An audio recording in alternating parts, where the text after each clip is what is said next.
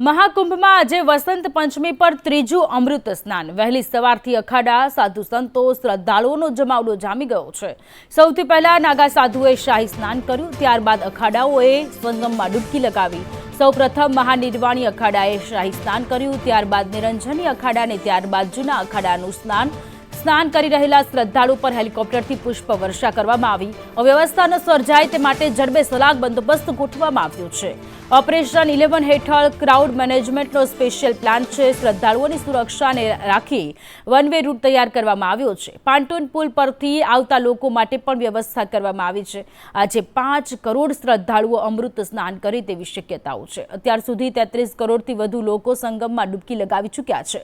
મોટા પ્રમાણમાં વિદેશી સહેલાણીઓ પણ અમૃત સ્નાન માટે ઉમટ્યા છે। વસંત પંચમી નિમિત્તે ત્રિવેણીના ઘાટ પરથી મોટી સંખ્યામાં શ્રદ્ધાળુઓ અમૃત સ્નાન માટે પહોંચ્યા છે। ત્યારે ઉત્તર પ્રદેશના માહિતી વિભાગના જણાવ્યા અનુસાર આજે 16.58 લાખથી વધુ શ્રદ્ધાળુઓએ આસ્થાનું સ્નાન કર્યું।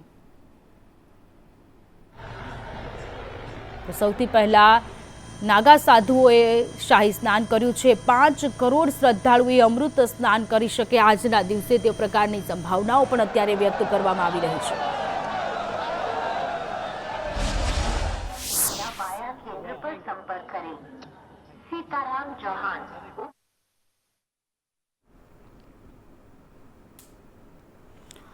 તો મહાકુંભના આ દ્રશ્યો છે। આજે વસંત પંચમી છે અને વસંત પંચમીમાં સ્નાન કરવું એનો મહિમા ઘણો બધો રહેલો છે। ત્યારે આજના દિવસે શાહી સ્નાન માટે મોટી સંખ્યામાં લોકો ઉમટ્યા।